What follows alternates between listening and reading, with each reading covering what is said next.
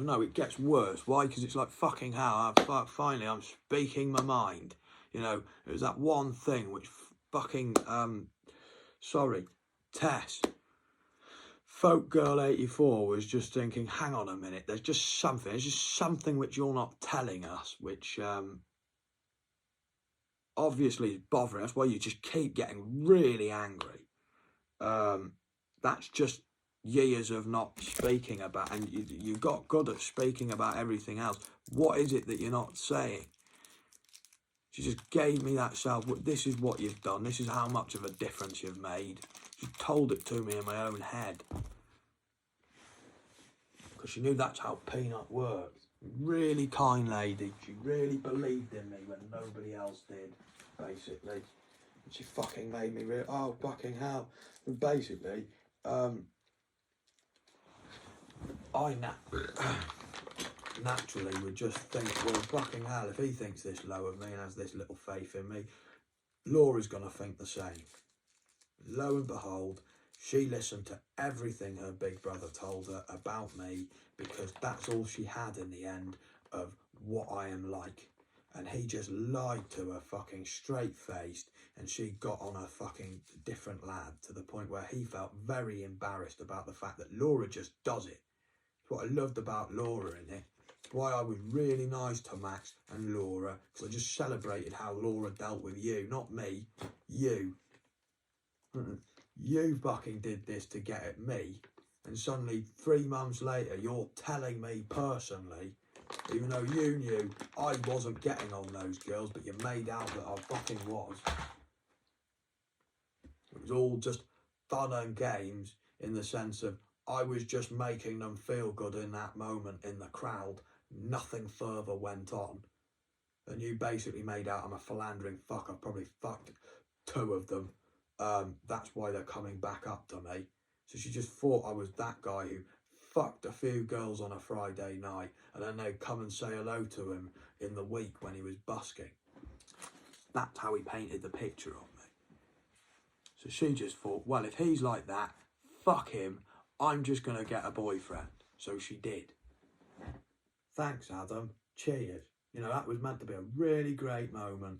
You fucking made me have such little self-worth in myself that when she walked up to me smiling, I just thought that she's probably embarrassed to see me. When she was buzzing to see me, it's taken me fucking years to admit it. Yeah, she was buzzing to see me. That was going to be the best day of my fucking life, and you ruined it.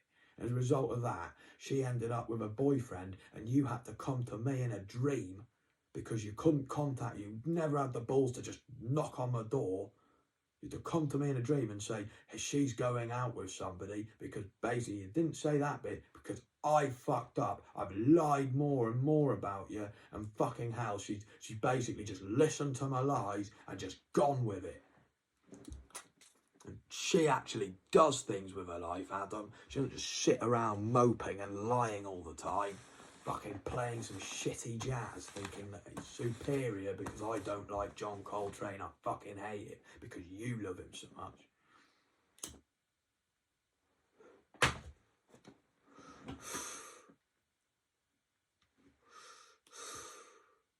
You fucking, basically, you just pitted us against each other.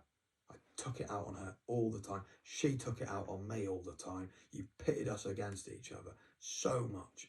It was like, how could you do that to your little sister, who you were meant to, you were meant to protect her more than anybody, and your mate who fucking saved you from your first bully? How could you do that? How could you think that that's a nice thing to do? Oh, I'm going to lie about him further to just save my own reputation when the guy's blatantly struggling. I went into a mental home 3 times in that year. I think twice in the summer as well, and then the 3rd time in the winter. I was getting fucking escorted out of town in Pride Hill, to the point like I said, they love taking the piss when they've got somebody like me captured, like Keith. It's like you end up in the back of a police van and they suddenly get cocky about it. That's why I got so pissed off with those 2 police officers, a group of police officers who fucking captured Martin outside the mental asylum, and they just literally celebrated it. after they've done what they've done, he's gone into his room and he can just hear them talking to each other, really pleased with them. It was like, you don't know how to do your jobs properly. Paul and Linda would literally kill you. And they actually were police people who no longer are mentioned around the police force, but they were the best 2 police officers you ever had. That's why you, the police force, are scared of me. The more you fucking arrested me, the more you didn't like it. I just got better at saying points. The only thing that made us bond was that you gave Sergeant Bryce a fucking position of sergeant, knowing she's a fine lady and I will get along with her and she will be able to put me in my place. The only reason why she got given the role of sergeant, knowing that we would have a great bond and she would be the saving grace of why you fucking basically made a complete mockery and defaced the fucking the rules of the police force.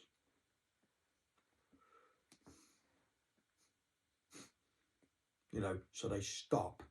They've just put me in the van. They've literally, like, to the point where I tried to just say, look, and I just went, stop it, stop it, stop it, stop it, stop it, stop it, stop it, stop it. And it just looked like I was getting raped, basically, because I'm going, stop it, stop it. I thought if I get angry, because the last time I got angry, that just means that they get really fucking rowdy and they fucking like try, mate, I mean, they dislocated my knee when I fought against them. That I just sounded like a rape victim in the middle of fucking Pride Hill going, stop it, stop it, stop it, stop it. It was like, nobody had ever seen it before in their lives. It was haunting. Thanks to Adam Carr, everybody. What a great guy. What a top fucking bloke Adam Carr is. He's spit of his father. They're basically the same bloke.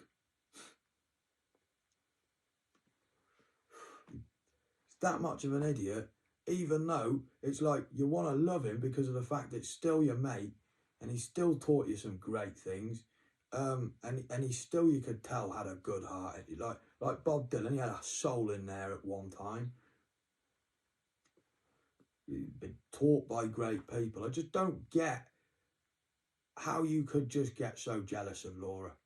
That's all it was. You just got really jealous of your little sister. It really embarrassed you that me being your best mate, even though I'd saved you from your first bully, that I was more interested about Laura's fucking well-being than yours. Immediately. Why? Because she fucking meant that much. Why? Because she was your little sister who you were meant to protect. You weren't doing a very good job. It was just lucky the birds hit you in the nose. As I thought it through more and more, I thought, yeah, that makes sense. It's like he's that fucking dopey about looking after his own sister. Fucking, it was just lucky, basically. It was God's own will that they fucking whacked him in the nose to say, fucking wake up, you spanner. That when you got to school, regardless of the fact that you wanted everybody to feel sorry for you, thought I would feel sorry for you the most because I protected you from your first bully. All I cared about was Laura because I thought that's not a concern. You're a fucking bloke like me. I treated you as an equal. I thought you had the same level of toughness as I did, but I was obviously wrong.